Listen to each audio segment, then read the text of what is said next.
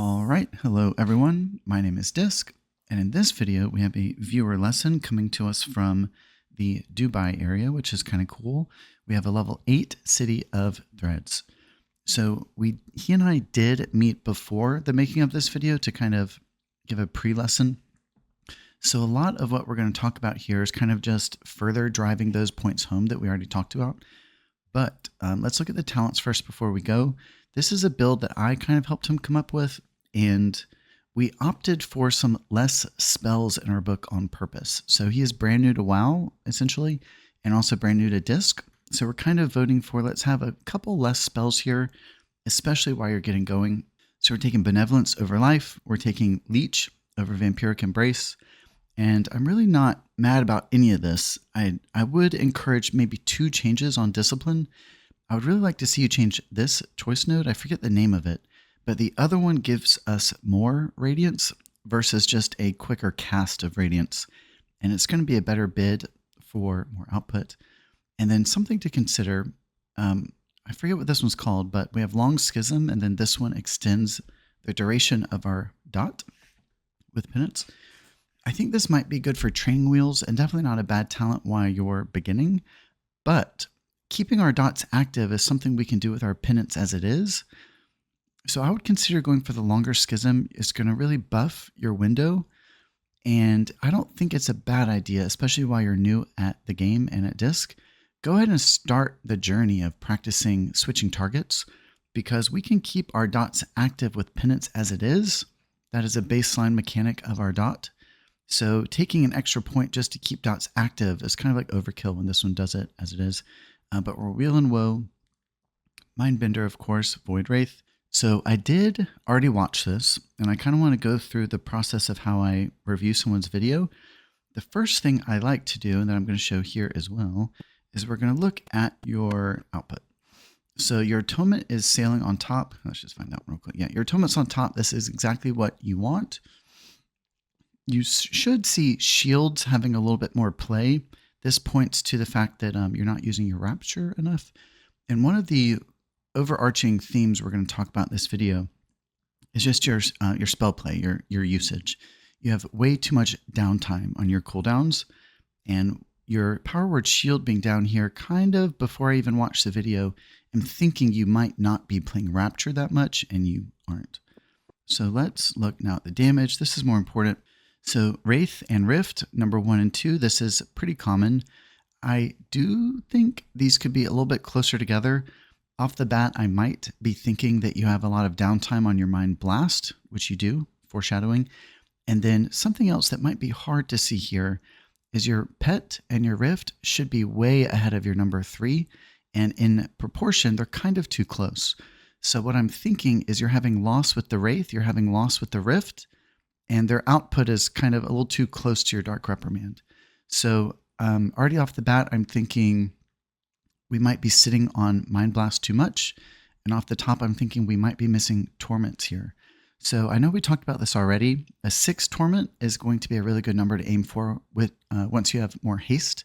But right now, you are lacking a little bit of haste. So we found a middle ground of getting at least 5 Torments per window. But what I'm thinking here is on average, and we're gonna watch it again, you're probably only getting around 4 Torments on average. So we're having loss here. I think we're having downtime on our cooldown here. And that's kind of what I'm thinking just starting off. And then what I like to do is just skim through the video at kind of like a fast pace and check your cooldown usage. So I will tell you before we do this, you didn't use Desperate Prayer or Fade once. These are major spells for us. You have a talent into Fade even, so we need to be using it. Defensives are a mini game within WoW that is so important to start getting used to now. I think a really good idea for you as a beginner who's not using these spells yet is make a macro with them two bound together. So there's nothing fancy about that macro. It's just one line says cast Desperate Prayer, line break, cast Fade, and it'll cast them both at the same time. And since they're on pretty different cooldowns, you can manage both spells with just one button, and it'll kind of cycle back and forth. Sometimes they'll proc together, but we really need to be using these.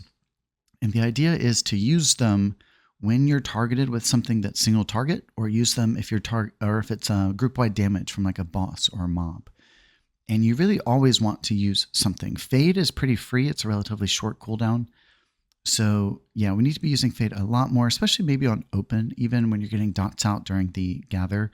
Something else is potions. I consider those one more spell in our book, even though they come from our bags. You didn't use either of these. And health potion is, I don't think, the easiest thing to learn to use, but tempered potion, you're on the right track here having it in your bag. You didn't play any. So at first I started just kind of trying to have it on its own keybind. And what I was noticing is I was missing it more than I was getting it. So I think a very fair play, especially as you're starting out, just macro it into your PI. And then every time you get the nice haste from PI, you're also buffing it. There's a slight disconnect between it's a 5-minute cooldown versus a 2-minute cooldown. So it's not perfect, but I think that would be a great place to start, especially since you didn't use one at all. And then your major cooldowns, there was a lot of loss up here too. So barrier, you actually didn't play it once. So we need to play this one more. PI, I think you played it 5 times is what I counted. Yes. So if you're watching barrier, watching PI, watching rapture there in the middle. So barrier wasn't used once. There was 1 PI, 1 rapture. And this is kind of my process when I start out. So I counted 5 PI total, and a dungeon like this should have like 15, roughly 10 to 15. So we have a lot of downtime on PI, and we even set you up with a really nice tool to help you maximize it. We got the Omni CD, and this is even my profile, which is very limited. We're basically just watching for the Arcane Mage's 1 spell to pop. That's a PIQ, or I forget what this one's called, but it's basically their Avenging Wrath. So kind of need to be watching for these spells from our ally. You could take that even one step further, since we have a priest here in group. Before we started, I would have assigned PI so you don't overlap. There is loss if you overlap on accident. So potentially you could have been like, hey, B, you're going to get the mage, and then I'm going to get the paladin. And then all dungeon, you kind of are just on the side focusing on this 1 spell to pop. And that's where you want to play your PI. So we do have loss there. And then rapture, like I called it on entry of this video, your shields did not have much of a presence on your healing spread. And it's because you didn't play rapture quite enough. So whenever we have pain sups on cooldown, great time to play rapture. All of these shields will help the cooldown of pain sup. And then I think also I noticed, we'll call it out if we see it in the play. One of the times you cast rapture, you only used 1 of the 6 shields. Definitely want to do your best to use all of the shields when you go into this window. They are really good. You can kind of bounce back and forth. You have the wheel and woe talent. So you can play a penance to buff your next shield, then go back to a rapture, and then do, whatever else. And then go back to a penance to buff your next rapture, and then go back to rapture. So you can get some talent synergy if you play around there, but you definitely want to play more of those shields. Another good idea is radiance the group before rapture. It'll buff your rapture essentially because of mastery. And then another thing. So I know we talked about UI, and we're about to start this video. I just kind of wanted to go through here. I know we talked about UI, and I made some suggestions. I think the way I put it is no harm, no foul, no offense taken if you only take some ideas and discard some of my other ideas. But we did talk about UI, and now that I've had a chance to really watch your gameplay and what it looks like in combat, we need to make some changes here. And I think with UI, there are definitely some areas that are subjective, not objective. And your UI has several misses in it that are going to hurt your ability to make the right decisions. So let me see if I can remember all of them. Correct me if I'm wrong. I don't see your mana bar anywhere on the screen. So I don't know if this is a profile you downloaded. I'm not even sure what add-on it is. Or if you did it yourself, but we took off our mana bar. We really need to see the mana bar. It's a huge part of our gameplay. And then very similarly, I'm glad we're actually paused on this boss on coincidence, but your target frame here, so like the mana bar is missing here, and then the energy bar is missing here. It happens at least once a season. This season, it's actually only this boss, but we have a healer mechanic that operates when his energy bar hits 100. and you have your energy bar disabled. So one of the big qualms I have with people downloading these preset UIs is it gives too much freedom to turn things off. And when you're a little bit newer to WoW, you don't know that you're shooting yourself in the foot.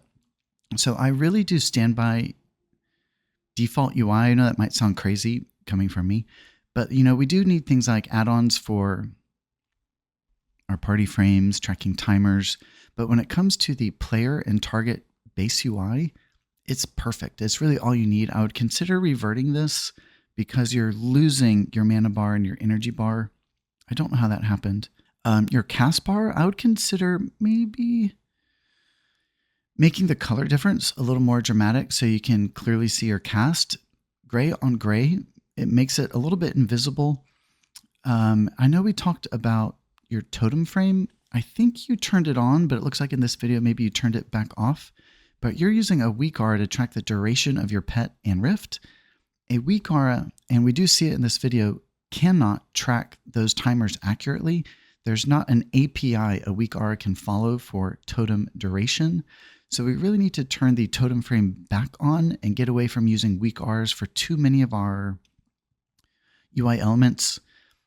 And then let's see, all of these numbers, I would consider just turning them off.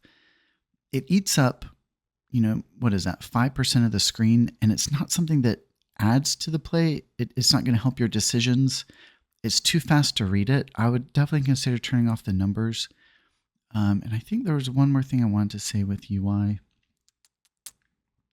Oh, so I know we talked about potentially trying out my action bar HUD, the weak aura. I think I mentioned it to you, but I would recommend action bars over a weak aura for your spells. Spells do a lot better on just like good old-fashioned action bars, but I do have it as a weak aura if you would like. And the last subject I want to talk about before we start this video, let me get to a better frame to kind of highlight what I'm talking about. Okay, here we go. So your torments. So like I was saying, I think on average you're getting 4 or less. We'll critique that when we start going, but you should be aiming for 5 with your haste level. When I was watching your rotation, and you're commonly getting 4, so I think your opener was right. We cast the Pet, Mind Blast, Penance Death, or Death Penance. It's not too big of a deal at this level, but you get all of your first round of torments on cooldown, and then when those spells come back, you're failing to press them again. So we can get 2 penance and we can get 2 death. So I believe you're most commonly getting both of your penance. So you're getting 4 torments, but almost always you missed your second death. And to kind of weave this back into the UI discussion I was having, this weak aura that you found with your cooldowns, for some reason, your Shadow or Death is grayed out. It's like not as visible as the rest of the spells. And it's the spell you're missing the most. So it's hard to say, but I this weak aura showing you your cooldowns, I don't think is serving you because the cooldown you're missing the most is actually grayed out. So I would consider trying mine again. I think it's a lot better than this one, or at least figuring out a way to not have that grayed out. So let me take a quick look here and have a sip of coffee. So I wanted to come back after proofing this video and make a small addendum before we run the key. But one of the biggest areas once we hone in on your torment rotation with your Mindbender aiming for 5, raising our average from 4 to 5, the next thing to focus on is timing your Mindbender. And I believe you use bigwigs, but the best way you can use that add-on is a very minimal approach, tracking as few timers as possible. We don't really need to track timers of spells that don't pertain to timing our spells. So whittling that list down is really going to help. And same goes for that weak aura on trash. Having a more concise approach is really going to help us time our Mindbender or the Rift, which is what it's all about. But then a bad habit you're getting into, and I've seen this before, I don't know where it comes from, but you're only casting Radiance on yourself. So a lot of the times that's not the best play. You're going to miss pieces of your party. And a min-maxed Radiance hits all 5.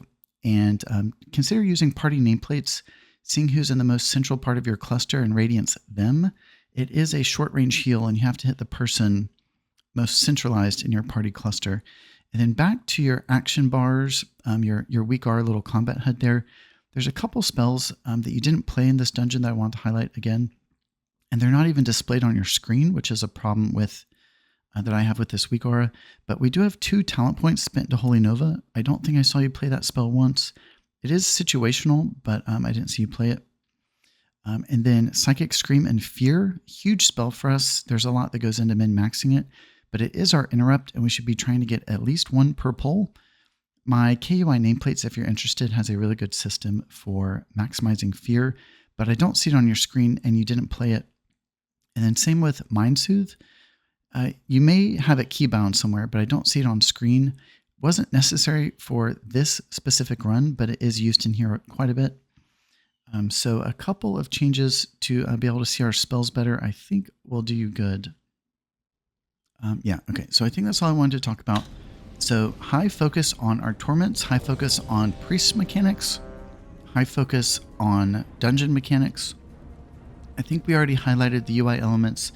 We already highlighted the spell loss, and we'll just try and kind of talk about that as we go.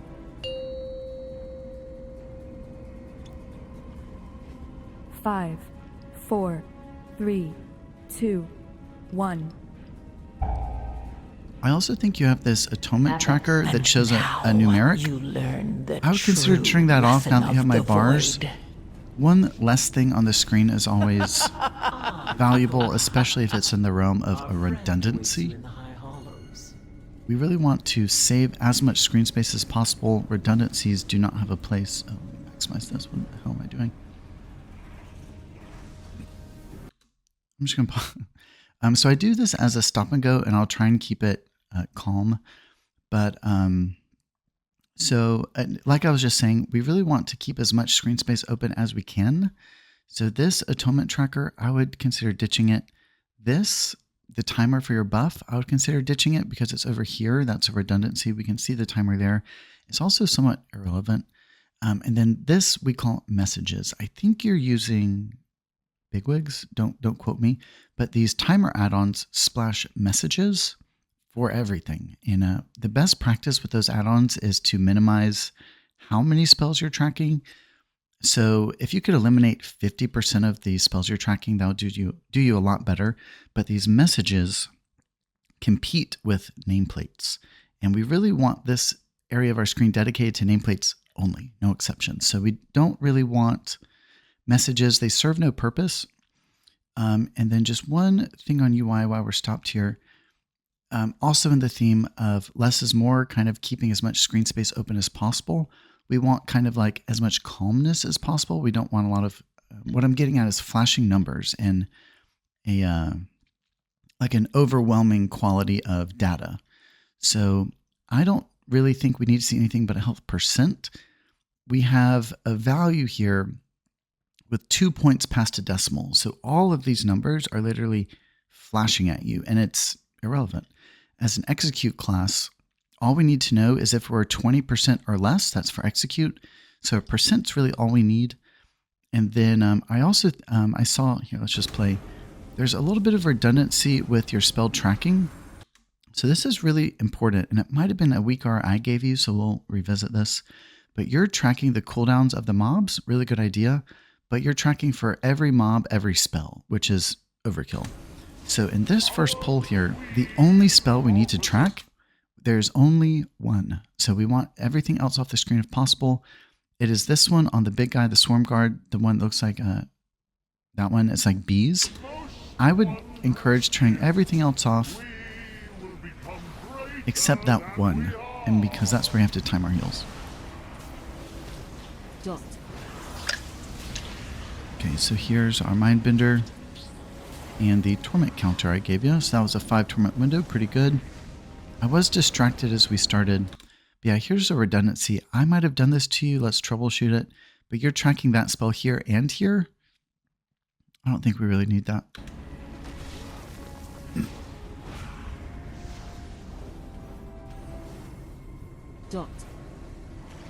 Okay, so in between combat, always a good idea to track what you have available to kind of plan what you're doing next.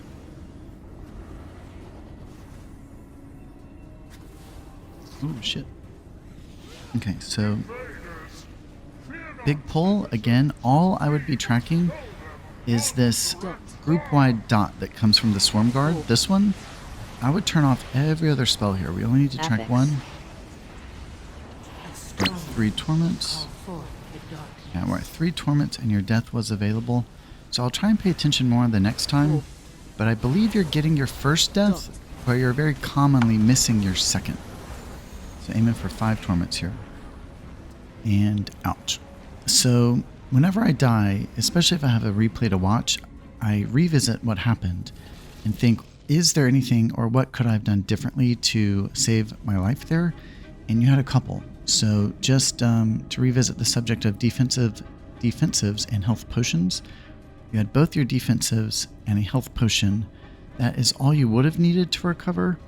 Potentially, I don't think it was up yet, but defensive penance directly into yourself is also a great way to recover when you're low.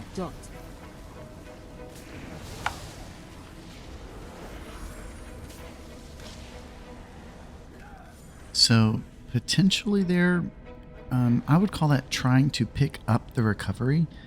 It's usually always harder to do. And with only 2 of you guys alive, you know, you and the tank, I know you dropped a pain sup. I would have done more. So on entry, I might have cast Rapture. Pain sup was still a really good spot. I think also something to start getting in a habit of. I hope I can call it in here when I see it. But so penance can trigger group-wide atonement if you're hitting an enemy, but you can also send penance into someone as a defensive heal, and that is going to be our best single target heal. Potentially you could have gave yourself a defensive penance there. Let me try and pause here real quick. So when it comes to nameplates, and I think this is the last thing I'm going to say about nameplates. Is this your mana? I'm not sure if that's your mana. All I want to see on nameplates in this scenario, this exact scenario, is how long away for the B attack, and then do I have a dot active or not? Dot uptime is so important. It's a large minigame of disc play. I don't easily see where my dots are because I have these values, these values, these values. I really, recently, I've actually, just to give you a comparison, I don't show the name of my mob. I don't show the cast name. I don't show anything up here except one timer and is my dot present or missing. It is that important to clearly see where our dots are that I've turned off everything. So yeah, food for thought.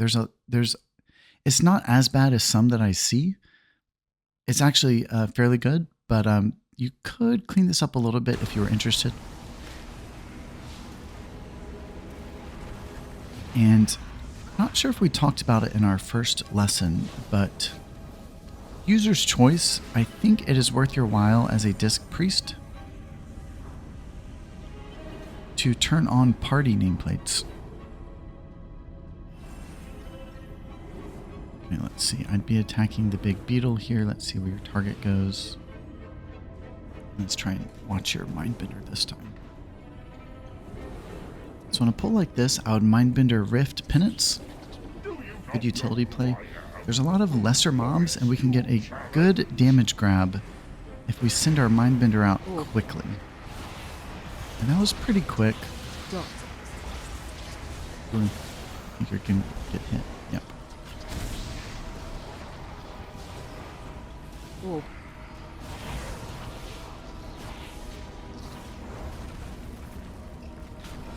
Okay, let's see. So, very commonly, the way I call them is a full rotation is... Sorry if there's a jump there. Someone was knocking on my door. But the way I call it is often we get a full rotation and a half rotation. So a full rotation is the pet with Rift, and then a half rotation is just the Rift.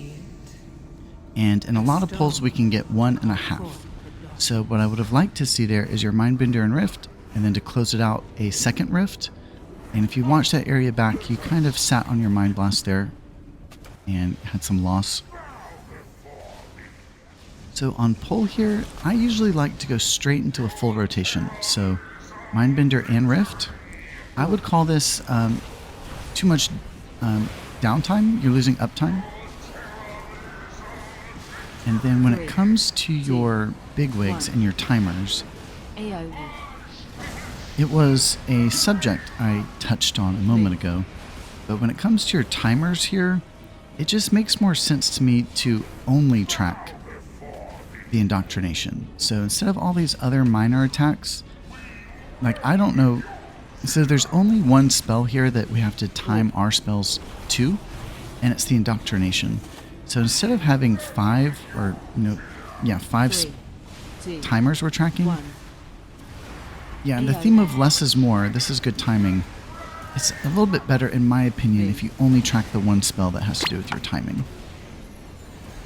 Okay, so we're at 3 torments. About 4 total. And I think this is where I saw you sit on your Rapture. I think you cast 1 and then they all ran out. In a scenario like that where the group-wide damage was over, I definitely would have at least played those on the tank. Or you can even hold on to it for 20 seconds and then cast shields at the very end. But also there, at least on the last one, I think I saw you let both of those dispels just fade naturally. A little bit better of a play is to catch a dispel, give it 1 or 2 seconds after landing, dispel one, and then let the second one fade on its own. So all I'd be thinking here, I think you got some ground damage, is getting into my pet window ASAP. See if you get it here. This guy's a little bit bigger. And with this one, again, I'd only be tracking 1 spell on his nameplate, and that's the Void Rush. Instead of 2, I'd rather see 1. But here I would have atonements in group, so you're set. And before he starts jumping, I would already be in the pet window. So in this scenario, okay, yeah, so 2 mobs in a row, you've not played pet. I would call this a little bit of loss. You did play your Rift there, but we definitely wanted a Mindbender there as well. So Mindbender is our biggest spell. Generally, we can get 1 per pull, and that's kind of the goal. Just get 1. So you open with your ramp, I would call it. So you get atonements out, you get dots out. That's your ramp. And then Mindbender. You get 1 of those per pull, and sometimes you get 2 rifts per pull. So if you do that, you're going to have more uptime, and that'll solve one of the problems I was noticing with your DPS spread. Uh-oh.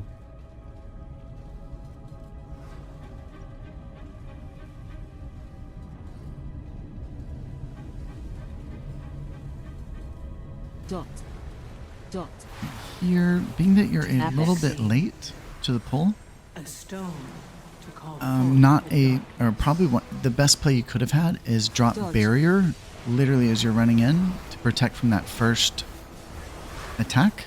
So my thought there would be, if you don't have atonements out, if you don't have dots out, if your pet's not out yet, and there's already damage in group, you're just late. So something like barrier is an instant cast, and could have really helped that first one. Yeah, and again with barrier, you had 0 plays of barrier, so that is something we need to kind of time with incoming damage more. So let's see, in between combat, I'm always looking at where my pet's at. We're at 10 seconds, we're in a good spot. And I know I keep saying it, but let's really try and focus on your torment window this time around. See how it goes. You opened with a dot, you opened with an atonement. Radiance, pet death. Okay, I really like that. I think that was one of your best I've seen yet. Let's watch how many torments you get. But you delayed before you cast your Dark Reprimand. Here, let me actually just rewatch that one just a little bit again. So you delayed before the Dark Reprimand. It didn't necessarily bite you in the butt. Let me back it up a little more. Okay, but this time around, watch your death. So it is back available now. Dodge. And you have 3 seconds left on your pet. You ended with 4 torments, and for that long you sat on your death. So we need to be playing that second death more consistently. I think just with kind of, well, I hope with me kind of calling you out on that and making a point of it, that's kind of all it needs to maybe up the average of the torments you're getting. I don't think it's going to be too hard for you. You kind of just have to, maybe have someone tell it to you. But yeah, so your second death is very frequently missed. And I don't think it's helping you the fact that this weak aura you're using for your cooldowns grays out your death. It's making it harder to see, and you are missing it. So whatever that means. I would consider trying mine. I know that there's a level of, if I change your UI entirely in one fell swoop, the result is it's going to be harder for different reasons. So I do understand like maybe slowly doing it, but your spell layout here isn't the best. Dot a stone to call forth the darkness. Actually, I want to replay that one for us. So what I was looking for is on a 4 pull, you should dot 2 and then let your rotation spread the final 2. Let's see how you do it. Let's see, 1 dot, and you're already in your pet window. So a little bit of loss here. You might need to revisit the tooltip of Purge the Wicked. Also watch how many torments you get. You're sitting on death. Dodge. Okay, so I think you see now that you're sitting on that second death too frequently. But yeah, revisit the tooltip of Purge the Wicked. If you cast Penance on someone with a dot, it'll spread by 2. So obviously, if we have all 4 people dotted, that's better than 3. Our dots do return as healing. So in a pull like that, there's no reason not to have all 4 dotted. So I would dot 2, go into my pet window, and my first penance will spread the final 2. And you only dotted 1, so you had 3 of 4 dotted there. In larger pulls, you don't want to go nuts spending too much time dotting. Like if it's a pull with 25 in it, you don't want to do that. But in a 4 pull, you can definitely have full coverage. Okay, so let me check real quick. Did you have Mass Dispel? So this is a place, no, you don't. So this is a boss where you really do want to take Mass Dispel. It's really going to help with the Icicle attack.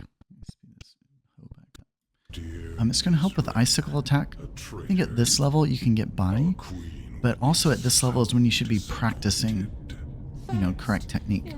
So you do want Mass Dispel, and it's for the ice attack. With your bar timers, I would only be tracking the Rhyme Bringer and the ice attack. Also on pull here, yes, I would use a pet. In your rotation, there's a little wonk. Let's just play that again, because I've seen this a couple of times. I think you might just be fumbling over your keybinds, but the opener, again, there's some leniency to it. A lot of times you will just kind of modulate the opener, but you want to lead with Pet, Death, Mind Blast, Penance. And I think what you're doing is in between those spells, you're weaving in Smites. It's not the time. So we have to play those 4 spells immediately because those are our torments, and we want their cooldown to start resetting. So I think what's happening here... Bleed. Let's watch your pet window. The pet... Bleed. Yeah, so you cast 1 blast before you cast Penance. I might have been exaggerating, but there was 1 blast there before your Penance. A Torment spell takes prio. You missed your second death there, getting a 4 Torment window. But that is the attack. Oh good, your Shadow Priest had the Mass Dispel, so we are covered. 2 wouldn't hurt. And this is a good spot for just a Mind Blast, so good call there. It's a pretty free spell, and right now we do have time to kill. Potentially, well, actually I think when I play it, I do a full window, so I do Pet and the Rift, because there is enough time to get it back before we need it. Okay, but here goes a full window. That was really good timing with the Rhyme Bringer. Death is available. Penance is available. Pet is still out. Okay, so we got, again, 4 torments. We missed the second death. Just going to pause real quick. So I'm almost positive it was something we talked about in our first lesson, but the pet is over here, and your penance and death, they're next to each other, which is good. It's over here. So I would say you really should try and bring those values as like a triangle. You want them centralized, because while the pet is out, all I'm doing is watching these 3 values, making sure that these 2 spells are pressed as long as the pet is alive. And I think consolidating those, even though it's, what is that, only 2 inches away, I think would do you good if you could reposition that and have those 3 values together. Okay. Also here, we have a lot of group-wide attacks. Great time for Barrier, which we've not seen. Rapture is a really good way to prepare. Let's see, we have Pet and Rift available. Let's see how this goes. Okay, we have good Atonements and Party. Good lead-in. Pet. Pet, Rift, Penance. So you're missing your first death on this one. Let's see how you finish it out. Bleed. We're at 2 torments. You got 3. Okay, so on that one you missed your first death and your last death. So I'm really going to get out of that. I'm really going to stand by my position there that I think this set of cooldowns, the weak aura, is hurting you, because the death is literally hiding and you're missing it. Okay, so now we're in Execute. We should get really good spells here. Let's see how your pet does here at the end. We have Atonements and Party. I'd be petting hard. Okay, here we go.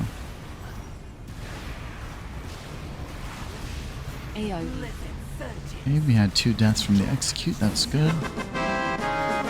Okay, boss down. Also something I'm kind of thinking now in hindsight. I'm not sure if you're playing your Radiance enough. So I see single atonements, which are, I believe, a very real part of our gameplay, but so is the Radiance. And whenever the Rift is out, we want to cast a Radiance. And I'm not sure if I'm seeing Radiance midway of your Rift window, and that is a huge play for us when it comes to coverage, DPS and HPS. Cast a Radiance in your Rift. And then in here, a lot of these are lesser mobs. I forget which one stands out, but your nameplate system here doesn't make it that easy to see. They're all the same color. And then, yeah, so this is just an example. I'm going to pause real quick. A little too much going on in this area, I would say. We have the name of the cast. We have where the cast is going. We're tracking someone else's dot up here. Oh, and then food for thought. Now that I'm here. So if you're going to show names of casts, where they're going, and use all this, put all this text on the screen, you really at least should be trying to min-max your Psychic Scream, your fear, which I actually don't even see on your screen. So another problem I have with this weak aura that you found is it doesn't have all the spells you need. So fear is a major spell for us. It's our interrupt. 45-second cooldown, the way I see that is we can try and get 1 per pull. These casts would be a good spot to fear.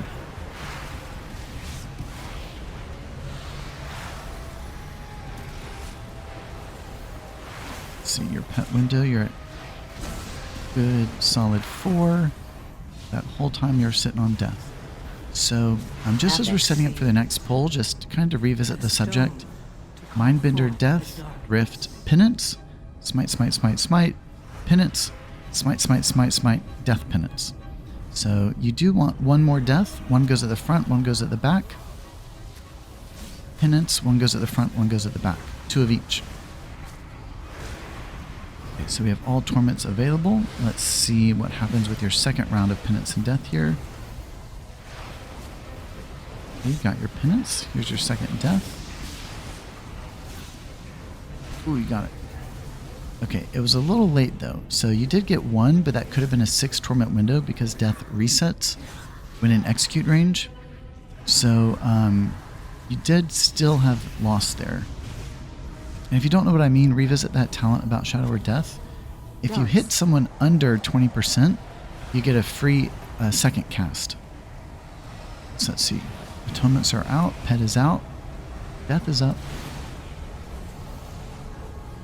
We got our second penance. So that was a 3 torment window, 3 of 5, where we missed both of our deaths. So I hope I'm not like beating a dead horse too much, but I think it's a point we can see now is Shadow or Death is, I would say, one of your top 3 most important spells, and it's one of your spells you're actually missing the most. So this is an area for improvement that I think is pretty black and white, I guess, which is you know, good for you. It's something it's really obvious that we can work on, and just playing it more is better. So here's our pet window. So we have death. Pet is out. Okay, we got 3 of 5, missing both of those deaths again. So to take the conversation of rotation a little further, but just to take that idea about rotation. So we get 2 penance in the front, or I'm sorry, we get 1 penance in the front, 1 in the back, and then death, we get 1 in the front, 1 in the back. You also need to start thinking about working in that radiance. So what I'd like to see is after your first round of torments are on cooldown, so pet, death, rift, penance, at that point, even if you do it next in sequence, casting a radiance is going to give you coverage through the collapse of your rift. You might need to revisit that talent if you don't know exactly what I mean. But so your rift is out right now, and when it collapses, it's an off global heal, which is pretty cool. But it does a lot of damage and a lot of healing for your atonements. So if you cast a radiance, start planning a radiance after your rift. That's really all you need. And so on this boss, there was a UI deficiency. So I believe, let's see. No. I'm not sure where your target is. So I don't think this is your target, or if that is your target, we're missing the boss's energy bar. And we really have to see that to time our heals. That's the biggest attack of this fight, honestly. So we need to see his energy bar. And when we get to his energy bar, we definitely want a full rotation plus barrier. And with these knockbacks, you really can have 1 rift per knockback. I try and cast it 3, 2, before the knockback and let the collapse happen after the knockback. Really good way to recover the health. So here's that full energy attack. Would have been a great place for a barrier. And then, yeah, so here comes another Vicious Darkness. I would have the rift out preemptively with a radiance before the hit. And as long as your radiance is out before the hit, everyone should be covered. But another thing, I won't dwell on it too long, but I just remembered, we talked about it in Discord, but you're casting by hovering on enemies. It's a lot harder way to do it. You can just target a mob and press a button without any sort of macro, and it's going to do, like, you just don't want your casting dependent on where your cursor is hovering. It's kind of like employing both of your hands to cast. We really only want the 1 keybind to do it.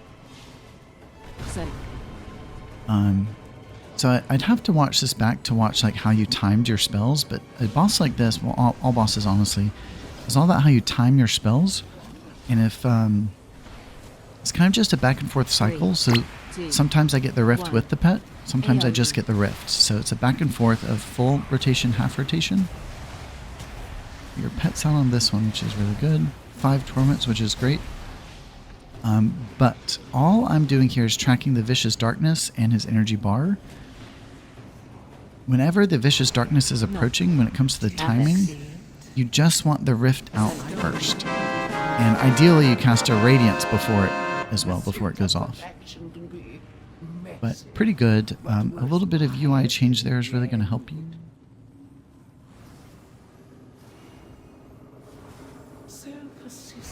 Okay, and then going to this last place, we have a lot of group-wide attacks too, where it's really all about the timing of your spells. So let's see if we can focus on that on this pull. So on his nameplate, I'd be tracking one spell. It's this web. It's an AoE group hit. So you had a couple of blasts in there before your torments. But then also I think you cast your pet out after the damage. So one of the ideas with Discipline, our window is going to last longer than theirs. So we want our heals out first, so there's coverage flowing when the damage happens. Because kind of like our opener is a little bit of a dead window, we have to be in the middle of our window for the healing. And on this guy too, I've lost his nameplate. Oh yeah, this is another problem. I don't know where your nameplates are coming from. Let's revisit that. But your targets, oh, are you not? You are targeting him. Yeah, I think there's a setting in your nameplate add-on where your target is not fixed to stay on screen. We need to see his nameplate, his health bar, because that's where his cooldown timers are, and it's off screen. So we need to bring target nameplates on screen. And then, yeah, there's a little bit of a redundancy where we're tracking both of his spells twice. A stone to call forth the darkness. Enough. I think, let's just watch the end of that poll one more time.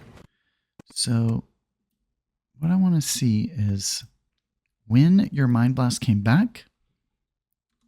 Yeah, let's focus on Mind Blast here. So your Mind Blast is about to come back. You have group wide.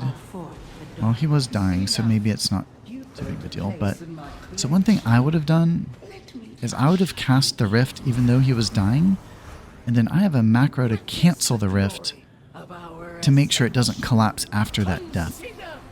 Okay, so on this pull, it's again all about timing. We really want to use our collapse to our advantage, and I would have my pet out now. So it's a good idea to delay a little bit. Pet's out, Mind Blast. Okay, so not the best ramp there. You had to work in a radiance a little too soon. Let me watch this again. So what I would have done is delay a little, that's fine, but I would have put 15-second long atonements in party. So I would have like flash healed someone, renewed someone, and shielded someone. And then that would be my atonement ramp, so I can just DPS now that the pet's out. But what happens is the pet's out and way too early you cast a radiance. So if you lead in with longer atonements, you have the freedom just to hit your damaging rotation, which is your healing rotation. And you delayed casting some of your torments, and you ended up only being a 4 torment window again. Okay, so for that one, this is where I would say half rotation. Maybe I could slow this down or something. So we have a lot of group wides that demand full rotations, and you cycle it with half rotations. Here's the Mind Blast. It's perfect for that hit. So if you had cast the Mind Blast first, it would have been a little bit better. So I think a theme I'm seeing here is we really need to get in a more proactive stance. This white dotted line means he's getting hella hit. Good opportunity for a paints up, but he was okay. We need to find a position, a stance, where we're getting ahead of damage. It's really where Discipline's going to excel, and I think you're in a reactionary state a little too much.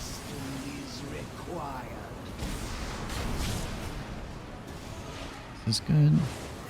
We had heals rolling already. But what I do here is, let me just pause for 1 second.